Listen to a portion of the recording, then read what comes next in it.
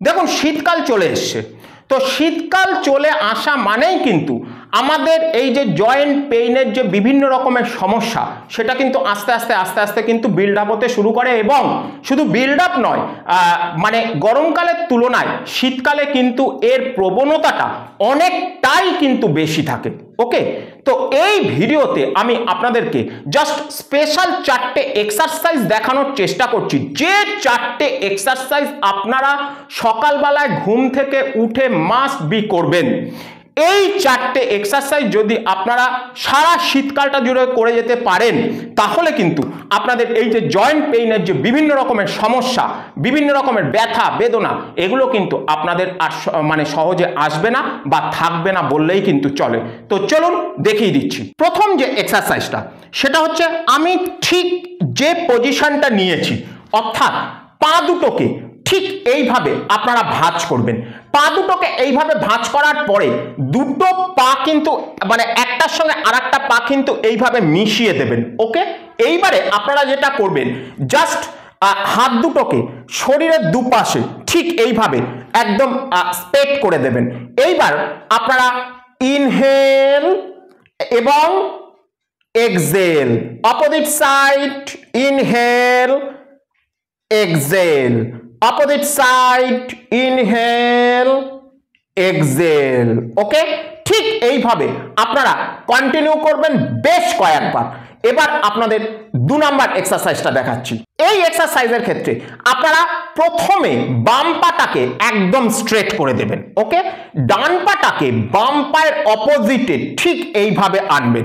আনার পরে এইবার এই যে ডান পায়ের হাঁটু, এই ডান পায়ের হাঁটুটাকে আপনারা ঠিক এইভাবে ধরবেন এবং আস্তে করে আপনাদের মেঝেতে এইভাবে স্পর্শ করার চেষ্টা করবেন।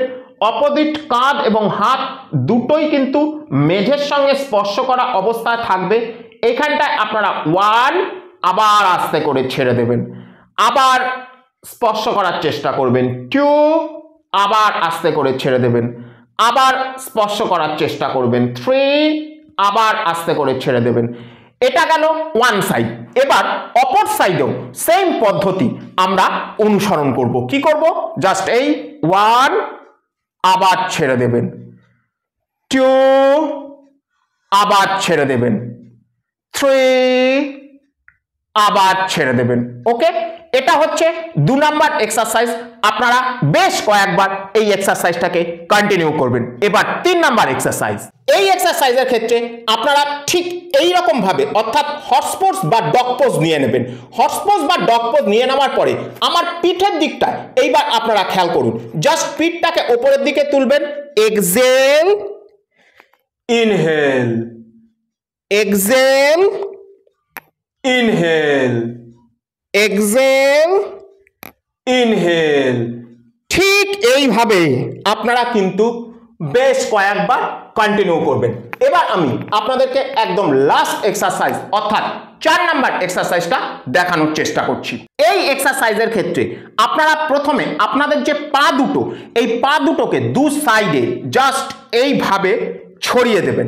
ওকে, এইভাবে ছড়িয়ে দেওয়ার পরে আপনাদের স্পাইনটাকে এইভাবে স্ট্রেট করবেন। এইবারে আপনাদের যে মাথা, এই মাথাটাকে একবার আপনারা বাম সাইডের মেঝেতে স্পর্শ করার চেষ্টা করবেন, আর একবার আপনারা ডান সাইডের মেঝেতে স্পর্শ করার চেষ্টা করবেন। কিরকম ভাবে? যখন আপনারা বাম সাইডের মেঝেতে স্পর্শ করবেন মাথাটাকে, তখন আপনারা এক্সহেল করবেন এবং এক্সহেলটা কিন্তু অবশ্যই আপনাদের মুখ দিয়ে এক্সহেল করতে হবে, এবং যখন আবার এই পজিশনে চলে আসবেন তখন নাক দিয়ে ইনহেল করতে করতে আপনাদের এই পজিশনে আসতে হবে। ওকে, জাস্ট লাইক অ্যাজ।